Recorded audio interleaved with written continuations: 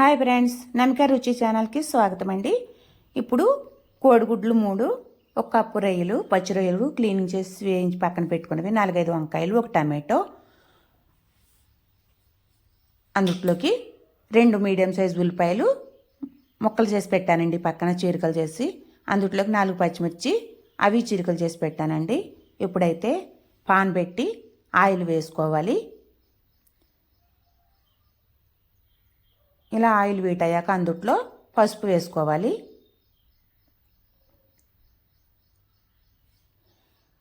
ఉల్లిపాయ ముక్కలు తీసుకున్నవి గ్రైండ్ చేసి పక్కన పెట్టానండి. అవి ఇప్పుడు ఇందులో మనం ఉడికించి పక్కన పెట్టుకున్న కోడిగుడ్లు ఫ్రై చేయాలండి.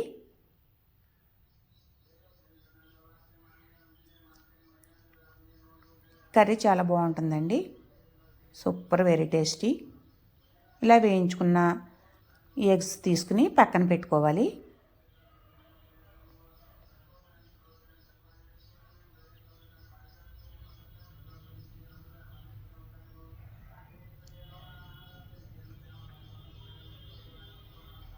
అందుట్లో 4 పచ్చిమిర్చి చీలికలు చేసి అందుట్లో వేసానండి.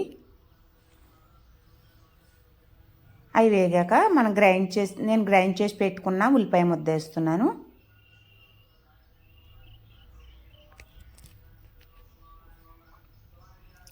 ఉల్లిపాయ ముద్ద ఫ్రై అవ్వాక అందుట్లో అల్లం వెల్లుల్లి పేస్ట్ వేసుకోవాలి.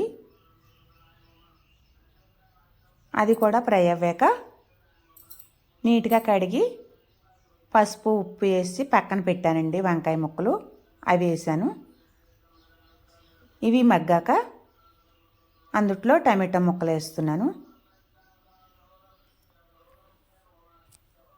ఇలా అవి కూడా మగ్గాక ఇలా గుడ్లకు ఇలా ఘాట్లు పెట్టుకుని పక్కన పెట్టుకోవాలండి. ఇవి మనం వేసిన ఉప్పు, కారం, మసాలా అంతా వాటికి పడుతుంది కనుక టేస్ట్ వస్తుంది. అందుట్లో ధనియా పౌడర్ ఓ స్పూన్ జీరా పౌడర్, రుచికి సరిపడా సాల్ట్ వేసుకోవాలండి.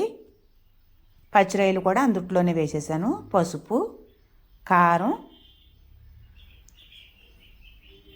అన్నీ మగ్గాక అందుట్లో ఒక గ్లాసు నీళ్ళు పోసానండి. మనం సరిపడా వాటర్ పోసుకోవాలి. దానికి కర్రీకి ఎంత వాటర్ పడుతుందో అంత పోసుకోవాలి. మనం కట్ చేసి పెట్టుకున్న ఎగ్స్ కూడా అందుట్లోనే వేసుకోవాలి.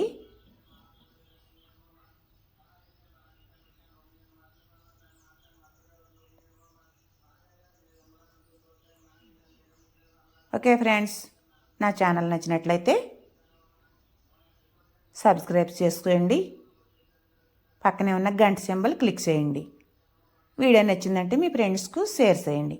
ఓకే ఫ్రెండ్స్, అందుట్లో కొత్తిమీర వేసానండి. ఫ్లేవర్ అంతా గుడ్లకు కర్రీకి పడుతుంది. ఇప్పుడు చూడండి, చాలా బాగుంటుందండి కర్రీ అయితే. రోటీ, చపాతీ, రైసు ఎందుట్లోకైనా సూపర్గా ఉంటుంది. ఒక్క ముద్ద తినేవాళ్ళు 4 ముద్దలు తింటారండి. చాలా అంటే చాలా బాగుంటుంది. ట్రై చేయండి ఫ్రెండ్స్. ట్రై చేసి ఎలా వచ్చిందో కామెంట్ రూపంలో తెలపండి.